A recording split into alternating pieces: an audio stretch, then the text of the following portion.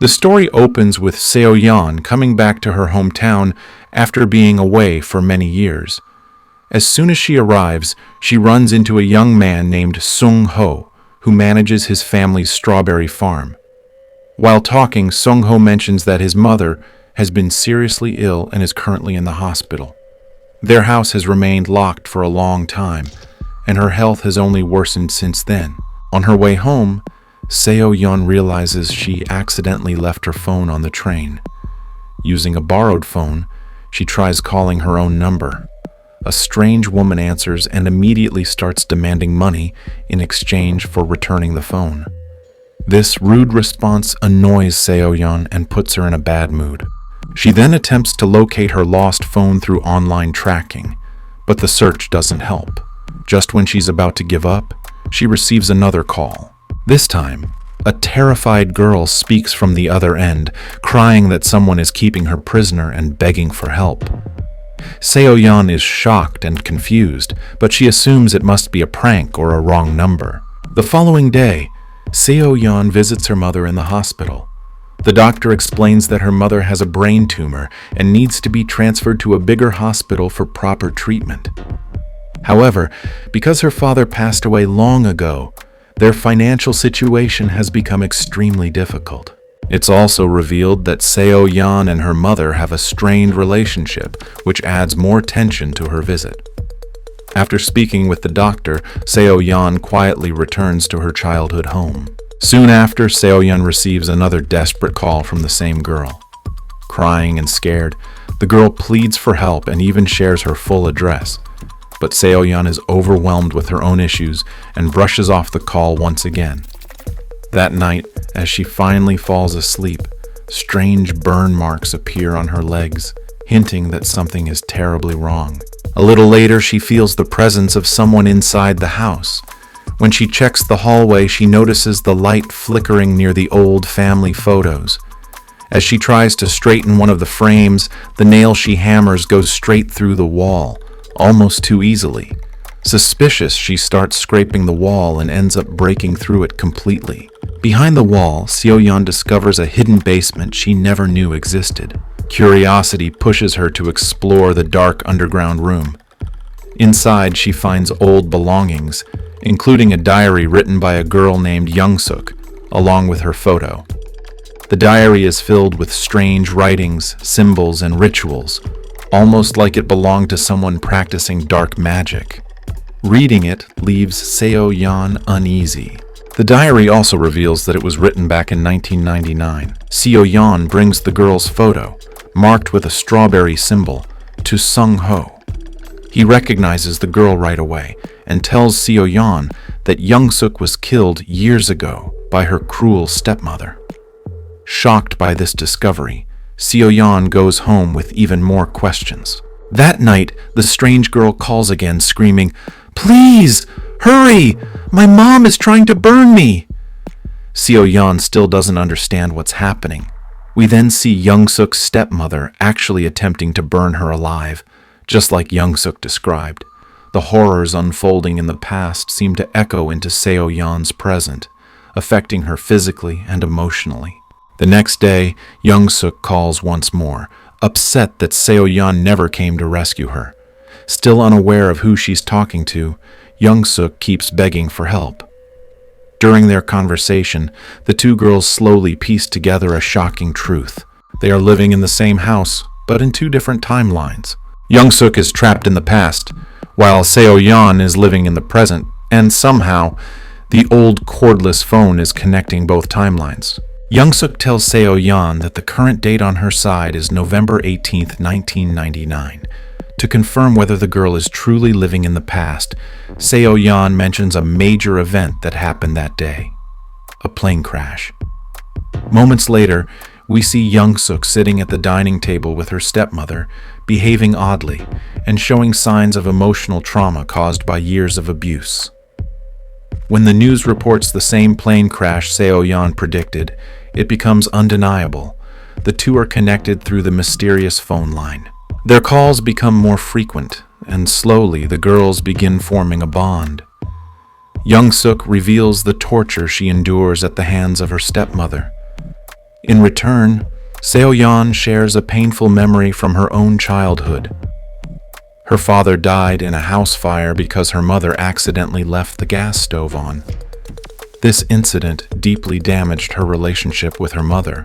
In the middle of their conversation, Seo-yeon suddenly recalls something important and asks Young-suk for the exact date again. But before she can answer, Young-suk hangs up, hearing her stepmother returning home. This time, the woman arrives with a man and a little girl to show them the house. Young-suk immediately recognizes the girl. It's young Seo-yeon from the past. Excited, she calls the present-day Seo-yeon and tells her what she saw. Hearing her father's voice in the background shakes Seo-yeon emotionally. Young-suk then tells her that they can change fate. According to her, the accident that killed Seo-yeon's father will happen the next day, November 19th. Overwhelmed with hope, Seo-yeon asks Young-suk to help save him. The next day, their plan plays out. When Seo-yeon's mother once again forgets to turn off the gas burner, Young-suk quietly slips in and shuts it off in time. The tragedy is completely prevented. Instantly, Seo-yeon's present begins to shift. The burn marks on her leg vanish. Her house looks different, newer, better maintained. Her financial situation improves. Confused but hopeful, she rushes to her father's farm, and when she sees him alive, she breaks down in tears. Young-suk truly changed the past, rewriting Seo-yeon's entire future. No one else knows what happened. Only the two girls who share the mysterious phone line. Seo-yeon calls Young-suk and thanks her for saving her father's life. With her family restored, she begins spending more time with her parents, and even her strained relationship with her mother starts healing. Meanwhile, Young-suk continues calling, waiting for Seo-yeon to talk to her like before.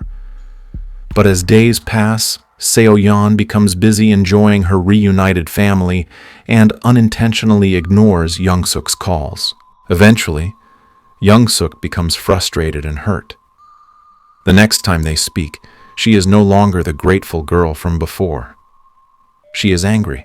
During one of their calls, Young-suk's stepmother suddenly barges into the room and begins beating her again.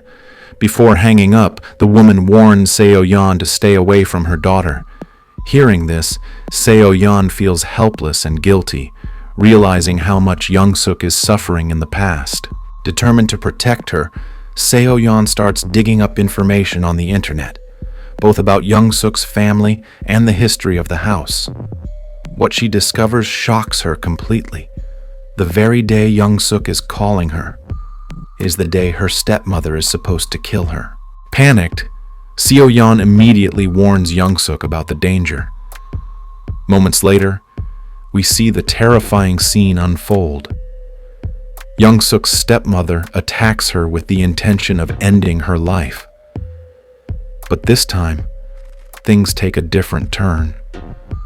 Young-suk manages to fight back and ultimately kills her stepmother in self-defense, cutting the body into pieces. For the first time in her life, Young-suk feels free, believing she has escaped her nightmare. Meanwhile, Seo-yeon is relieved, thinking she saved her friend's life and changed her destiny for the better. The story then shifts to the future. Sung-ho is shown handing out strawberries from his farm to the neighborhood. He even visits Seo-yeon's house, and the two share a peaceful lunch together. But in Young-suk's timeline, things take a very dark turn. Sung-ho, still a delivery boy in the past, arrives at Young-suk's house to hand over strawberries. He notices that Young-suk looks different, colder, distant, but brushes it off. When he asks about her mother, Young-suk quickly changes the subject and heads inside. Suspicious, Sung-ho opens the refrigerator and freezes in horror. Inside are the chopped remains of Young-suk's stepmother. Before he can react, Young-suk appears behind him and calmly says he should never have opened the fridge. She then kills him. At that exact moment in the future, Seo-yeon notices something strange. Her reality begins shifting again. She runs downstairs to check if everything is normal. During lunch, she casually asks her parents about Sung-ho, but they look confused and tell her they've never heard of anyone with that name. That's when Seo-yeon realizes Young-suk has done something that altered the timeline once again. Panicked, Seo-yeon rushes to Sung-ho's strawberry farm but it looks abandoned and ruined. She immediately heads to the police station to ask about him. Shockingly, no one there recognizes who Sung-ho is. Finally, one officer steps forward and quietly reveals he remembers Sung-ho, but the boy was murdered many years ago. He leads Seo-yeon to the evidence room where old records and photographs are kept. They flip through a crime diary until they reach the page containing the killer's identity.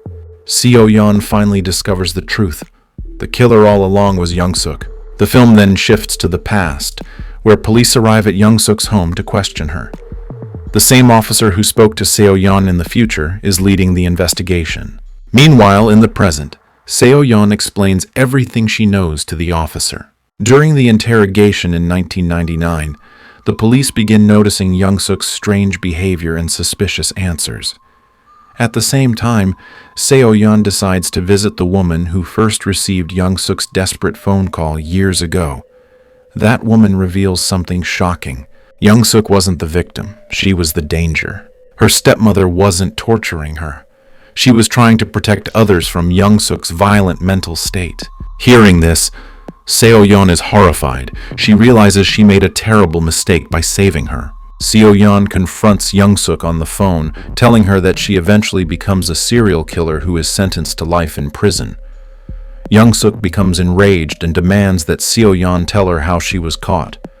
Seo-yeon refuses and angrily hangs up. Back in the past, Young-suk tricks Seo-yeon's father and young Seo-yeon into entering her home, pretending her stepmother is inside. Once they're trapped, she turns violent. At that very moment in the future, Seo-yeon feels her reality shifting again. Her father suddenly collapses and dies. Their timelines are connected, and the death in the past rewrites the future instantly. Panicked, Seo-yeon rushes home. Everything in her world has changed again.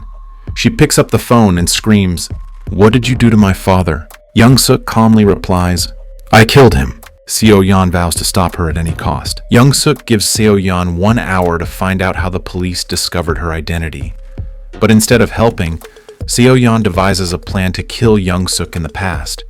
She sends her to a location where a massive explosion is supposed to occur. The blast happens, and Seo-yeon believes Young-suk is finally dead, but then the phone rings.